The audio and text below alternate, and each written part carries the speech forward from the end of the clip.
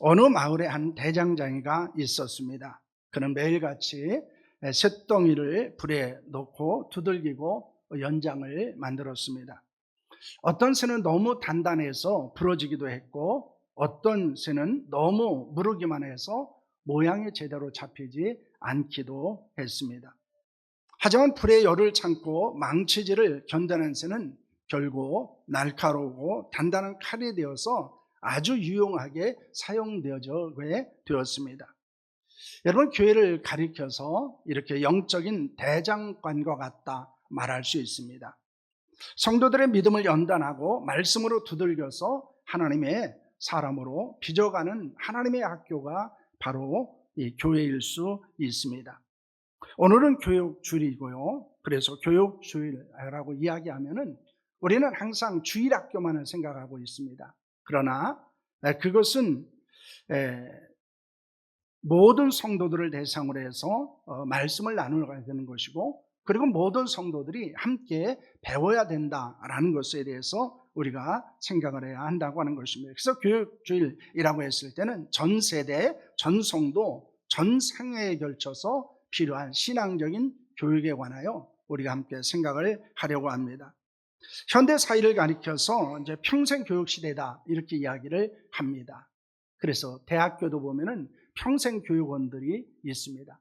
예전에는 이거 없었던 것인데요. 언제부턴가 평생 교육원이 생기고 있고, 그리고 그 평생 교육원에서 대학생들이 아닌 지역 사람들을 위한 교육들이 이루어지고 있습니다. 저도 이제 그 제주대 평생교육원에서 그 독서 치료사 공부를 한 적이 있습니다. 지금 제주에서도 보면은 제주 평생학습관도 있고요.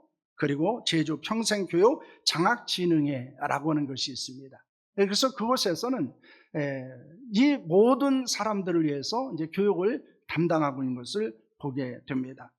정년이 지나도 새로운 것을 배울 수 있고요. 나이가 들어서도 끊임없이 자기 개발을 하는 사람들이 너무나 많이 있는 것들을 보게 됩니다. 그런데 평생교육은 신앙교육에서도 매우 필요하다라고 하는 것입니다. 그래서 모든 성도들은 신앙교육에 참여해야 되고, 또 배우고 또 가르치는 일에 헌신해야 하는 것입니다. 골로새서의 핵심 내용은 예수 그리스도는 유일한 구원자다라는 것입니다. 에베소서는 교회론에 대해서 이야기하고 있지만은 골로새서는 그리스도론, 기독론, 즉 그리스도가 누구인가 하는 것에 관하여 말씀을 하고 있습니다. 그런데 이것은 매우 중요한 의미를 주고 있습니다. 왜냐하면 예수 그리스도는 교회 교육에 있어서 핵심이기 때문입니다. 그 복음을 바로 가르치고 배울 때 변화와 성장이 일어나게 됩니다. 더 견고한 신앙을 세우게 되고, 또 온전한 삶을 살게 되고, 또한 하나님의 교회를 더 세우는 자로 헌신할 수 있게 됩니다. 여러분, 교육을 받지 않고는 온전한 하나님의 사람으로 성장할 수 없다는 것을 보여주고 있습니다. 여러분, 오늘은 우리가 교회 교육의 중심, 그리고 방향법, 그리고 목적에 대해서 저희도 좀 생각하는 시간을 가지려고 합니다. 첫째는 신앙교육의 중심은 그리스도의 말씀이다라는 것입니다. 오늘 16절 말씀을 볼까요? 함께 합니다. 그리스도의 말씀이 너희 속에 풍성히 거하여 라는 말씀을 하고 있습니다. 신앙교육에 있어서의 중요한 기초, 중심은 무엇일까요? 그것은 그리스도의 말씀입니다. 그 말씀은 하나님의 말씀이기도 하고, 그리스도의 복음이기도 하고, 성경이기도 합니다. 로마서 10장 17절 말씀입니다. 함께 합니다. 그러므로 믿음은 들음에서 나며 들음은 그리스도의 말씀으로 말미암느니라는 말씀을 합니다. 여러분, 그리스도의 말씀이라고 하는 것을 우리는 주목할 필요가 있습니다. 그리스도의 말씀을 들어야 믿음이 생깁니다. 이는 복음을 들어야 믿을 수 있다는 것입니다. 그러므로 신앙교육에 있어서의 그리스도의 말씀, 때로는 그리스도는 핵심입니다. 바울은 그리스도의 말씀이 어떻게 되기를 원하고 있습니까? 그는 그리스도의 말씀이 너희 속에 풍성히 거하며 라는 말을 하고 있습니다. 여기서 풍성히 거한다라고 하는 것은 넘치도록 풍성하게 내주한다, 우리 안에 거한다, 이런 뜻을 가지고 있습니다. 이 말씀이 우리 안에 가득 차서 넘쳐 흐르는 상태를 말씀하는 것입니다.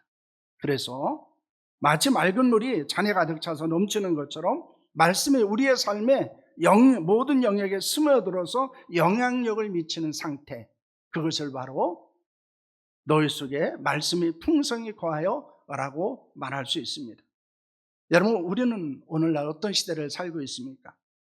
매일 수많은 말과 정보의 홍수 속에 살고 있습니다. 얼마나 많은 정보들이 넘쳐나는지 모릅니다. 뉴스도 그렇고 SNS, 유튜브, 광고, 이런 것들을 보면은 많은 정보들을 우리에게 주고 있습니다. 그리고 우리는 그것에 대한 영향을 받고 있습니다. 우리의 어떤 생각, 마음은 거기에 빠져 있습니다.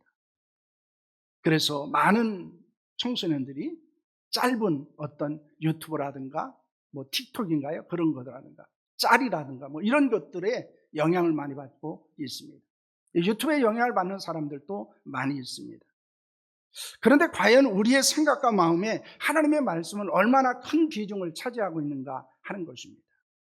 많은 정보를 받아들이고 그것을 따르고 믿고 있는 사람들 가운데 과연 하나님의 말씀에 대한 것은 얼마나 많이 차지하고 있는가 하는 것입니다. 어느 집사님의 가정의 신방을 가게 됐습니다. 그때 목사님이 수학 공부하고 있는 고등학생에게 물었습니다. 야, 일주일에 수학을 어느 정도 하고 있니? 물었습니다. 그래서 그 학생이 이렇게 이야기했답니다. 학교 수업 7시간, 매일 2시간씩 한답니다. 그러면 약 20시간 이상을 수학을 공부하는데 일주일을 보내는 것입니다. 목사님 웃으면서 이렇게 물어봤습니다. 그러면 성경은 얼마나 읽고 있니? 물어봤습니다. 그래서 이 학생이 이렇게 대답을 합니다. 예배 시간에 읽는 것이 전부입니다. 여러분, 여러분도 그러지 않습니까? 예배 시간에 읽는 게 전부예요. 오늘 우리는 2절 읽었습니다. 일주일 내내 하나님의 말씀을 읽지도 않고 보지도 않습니다. 듣지도 않습니다. 그리고 우리가 신앙을 유지할 수 있는 것이 기적입니다. 그게 은혜예요. 그러나 우리는 이것에 대해서 좀 더 생각할 필요가 있다는 거예요. 하나님의 말씀을 내가 얼마나 가까이 하고 있는지, 얼마나 그 말씀을 사모하고 있는지, 그 말씀에 대해서 우리가 얼마나 반응하고 있는지 하는 것은 우리의 신앙과 삶에 있어서 매우 중요한 의미를 가지고 있습니다. 우리는 세상 지식을 위해서는 시간과 노력을 아끼지 않습니다. 하지만 영원한 생명의 말씀을 위해서는 너무나 인색한 모습을 가지고 있기도 합니다. 바울은 말씀이 풍성히 거해야 한다고 강조합니다. 우리는 교육주의를 보내면서 그리스도의 말씀, 즉 복음을 중심으로 살고 있는지 우리 자신을 살펴야 합니다. 또한 교사들은 최선을 다해서 본과 공부를 준비하고 있고 또 그 10분, 20분, 30분 되는 그 시간에 최선을 다해서 그리스도의 말씀을 가르치고 있는지에 대해서 점검해야 합니다. 모든 성도는 그리스도의 말씀을 배우는 일에 최선을 다해서 참여하고 있는지를 살펴야 합니다. 모든 교회와 모든 성도가 다 그런 것은 아니지만은 말씀을 가르치고 배우는 것이 점점점 어려워지는 시대를 살고 있습니다. 그런데 말씀을 듣고 배우는 일은 사실 시간이나 건강이나 재정의 여유가 없기 때문이 아닙니다. 필요성과 중요성에서 우선순위에 밀리기 때문입니다. 시간이 없어서 하나님의 말씀을 읽지 않을까요? 배우지 않을까요? 그렇지 않아요. 하나님의 말씀을 배우는데 많은 돈이 들까요? 그렇지 않습니다. 우리는 우선순위에서 이것을 놓쳐버리고 있다. 하나님의 말씀이 우리의 신앙과 우리의 삶에 있어서 중요함에도 불구하고 그것을 잊고 살아가고 있습니다. 여러분, 우리 교회도 그런 현상들이 있습니다. 그래서 제가 하나님 앞에 기도하면서 어떻게 하면 이 말씀을 잘 가르칠 수 있을까? 어떻게 하면 말씀을 좀 더 나눌 수 있을까? 고민을 하게 됩니다. 그래서 주일 오전에는 성경 한 권을 선택해서 강해 설교를 합니다. 주일 오후 예배는 공과를 중심으로 공부를 하고 있습니다. 주요 기도회는 기독교 서적을 읽고 성경 공부 교재를 만들어서 사용하고 있습니다. 여러분, 이렇게 할 수밖에 없는 것들은 따로 배우려고 하면은 잘 나오지 않는다는 거예요. 할 수 없다는 거예요. 그럼에도 불구하고 여러분 예배에 참석해야 되고 예배에 집중해야 됨에도 불구하고 그러지 못한다. 따로 성경을 읽지 않습니다. 따로 성경을 배우지 않습니다. 예배에 나오지 않습니다. 예배에 집중하지 않습니다. 여러분, 그럼 우리가 어디에서 하나님의 말씀을 배울 수 있을까요? 어디에서 복음을 들을 수 있을까요? 하나님의 말씀이 우리 안에 어떻게 충만히 풍성하게 채울 수 있습니까? 불가능하다. 여러분, 그러기 때문에 우리는 하나님의 말씀을 들을 수 있고 배울 수 있는 기회가 주어졌을 때 우리는 최선을 다해서 참여해야 합니다. 제가 PPT를 작성하고 이런 것들이 하는 이유가 있습니다. 그래도 말로 하는 것보다는 그래도 보면은 조금이라도 기억할까? 그런 생각을 가지고 있습니다. 그래서 몇 배의 힘이 들어요. 사실은 설교 준비하는데 그냥 말씀을 그냥 적어서 하는 거하고 이렇게 자료를 만드는 거하고는 차이가 있습니다. 하는 이유가 있어요. 그래도 예배 시간에 나오면은 하나라도 하나님의 말씀을 배웠으면 좋겠다 라고는 생각을 가지고 있습니다.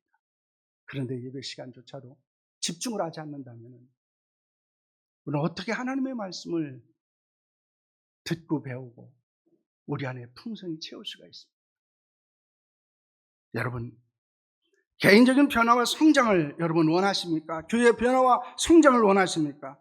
거룩한 인생을, 영향력 끼치는 인생을 살고 싶습니까? 그렇다면 그리스도의 말씀, 복음과 성경을 배워야 합니다. 그리스도의 복음을 중심으로 살아야 됩니다.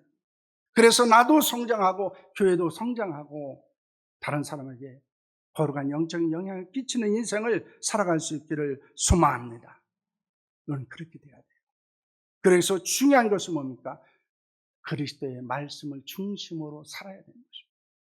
그래서 말씀을, 복음을, 성경을 소중하게 여겨야 한다는 것입니다. 성경과 복음을 가르치고 배우는 성도들과 교회가 될 수 있기를 소망합니다. 둘째로 신앙교육의 방법은 서로 배우며 가르치는 것입니다. 16절 말씀을 보시면 이렇게 말합니다. 모든 지혜로 피차 가르치며 권면하고 시와 찬송과 신령한 노래를 부르며 감사한 마음으로 하나님을 찬양하고 라는 말씀을 하고 있습니다. 신앙교육은 단순히 강의나 설교를 통해 지식을 전달하는 것만 있지 않다는 것입니다. 본문은 모든 지혜로 피차 가르치며 라는 것입니다. 그래서 중요한 것은 피차라고 하는 단어예요. 서로라는 단어입니다. 신앙교육은 단지 목회자만, 교사들만의 책임이 아니라는 거예요. 모든 성도가 함께 참여하는 공동체적인 활동이라는 것을 말씀합니다. 교회는 가르치는 자와 배우는 자로 구분되는 조직이 아닙니다. 모든 성도가 서로 가르치고 서로 배우고 서로 권면하는 공동체가 되어야 합니다.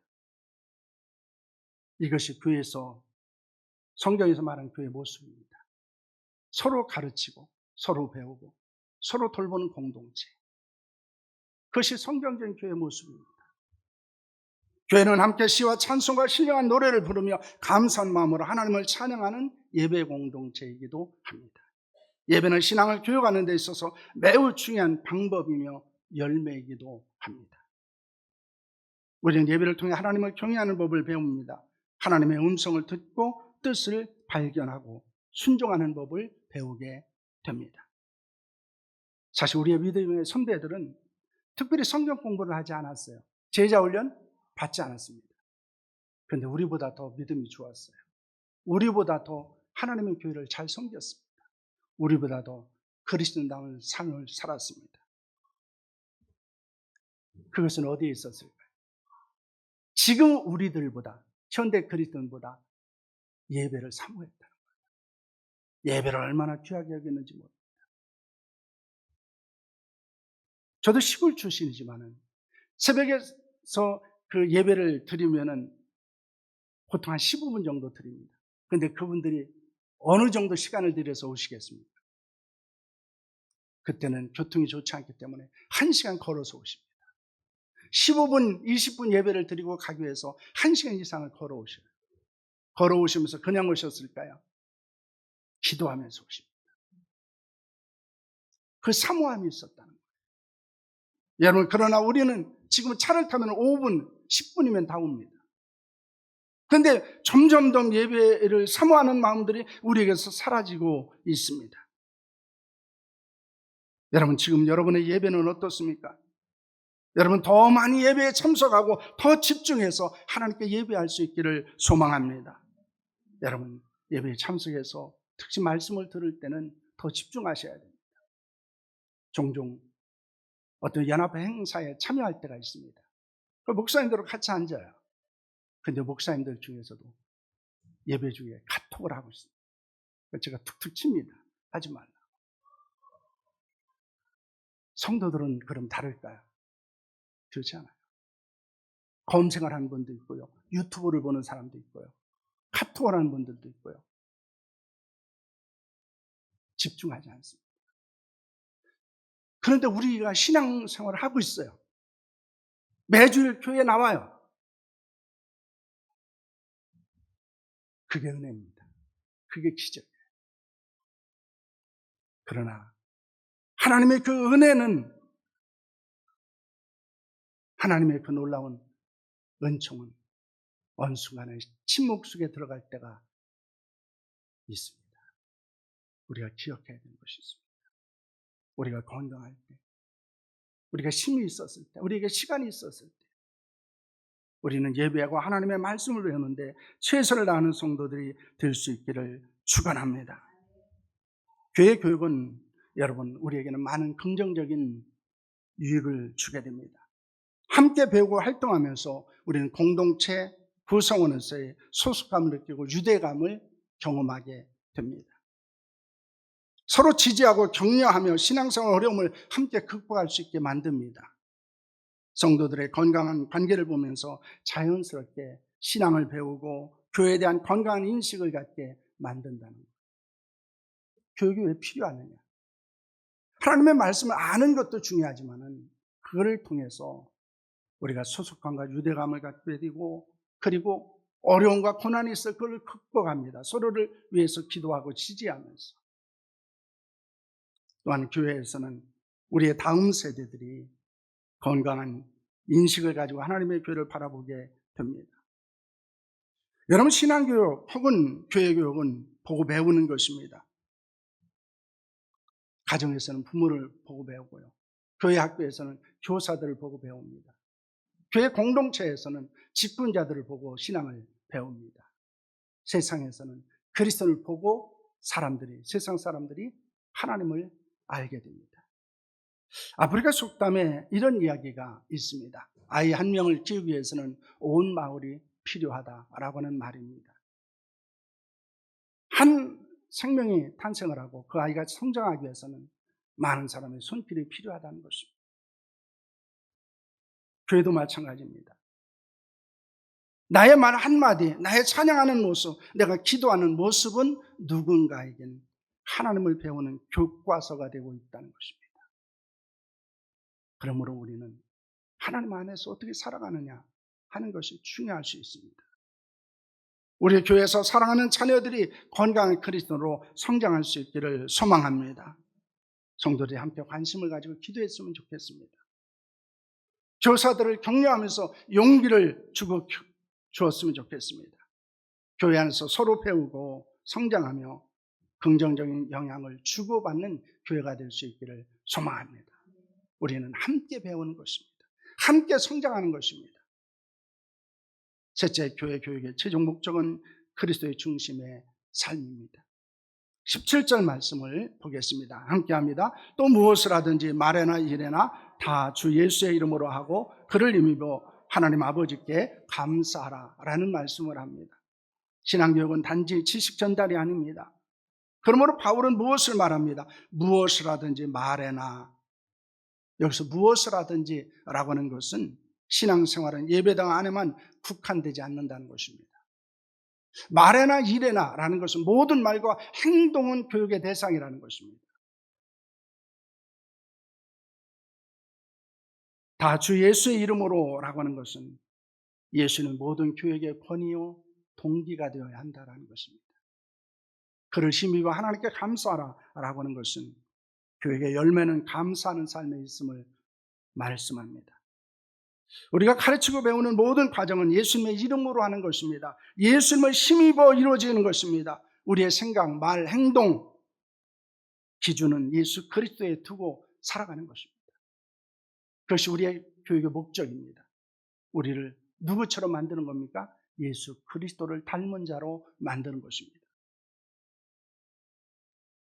디모데후서 3장 17절 말씀인데요. 우리 함께 합니다. 이는 하나님의 사람으로 온전하게 하며 모든 선한을 행할 능력을 갖추게 하려 함이라 라는 말씀을 합니다. 모든 성경은 성령의 감동으로 기록되어져 있습니다.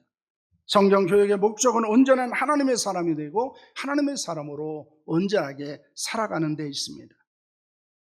성경 교육은 말씀으로 생각을 바꾸고 말씀으로 행동을 바꾸고 말씀으로 관계를 회복하는 데 있습니다.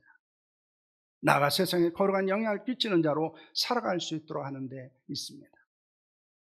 결국 말씀을 배우고 함께 가르치고 찬양하고 예배하는 이유는 예수 그리스도의 이름으로 살아가야 하기 때문입니다.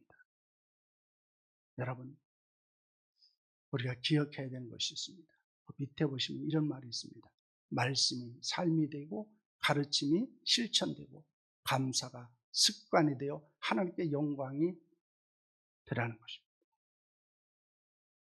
우리가 왜 하나님의 말씀을 배워야 되고 우리가 왜 하나님의 말씀 안에서 살아가야 됩니까?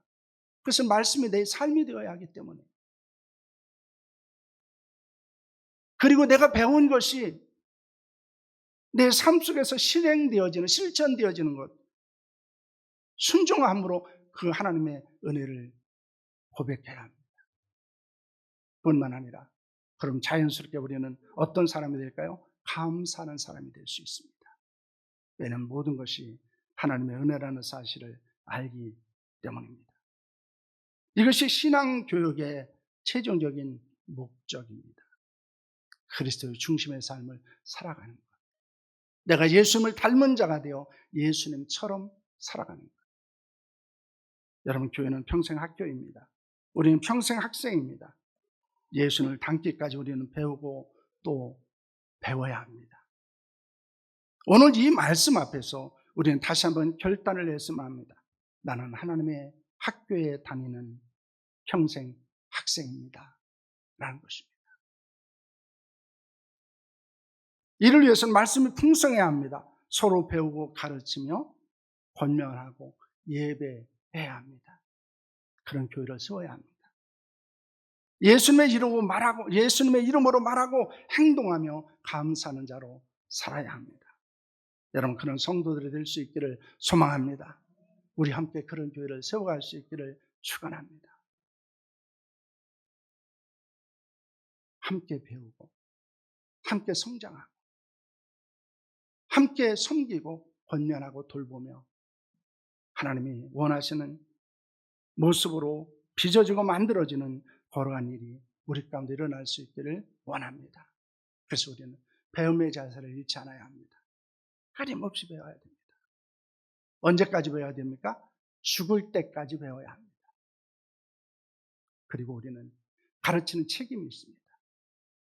내 말, 내 행동 하나가 다른 사람에게 영향을 주고 있다는 것입니다.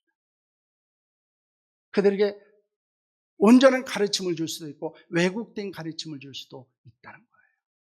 그 책임감을 가지고 있어야 한다는 것입니다. 세 번째는 실천의 삶입니다. 말씀이 삶이 되고 가르침이 실천되고 그리고 그리스도 안에서 거룩한 습관을 가지고 살아가는 저 여러분들이 될 수 있기를 소망합니다. 우리 교회가 평생 가르치고 여러분이 평생 배우면서 예수 그리스도를 닮은 자로 살아갈 뿐만 아니라 예수께서 이 땅에 세우기를 원하셨던 그런 교회가 세워질 수 있기를 축원합니다. 기도하겠습니다.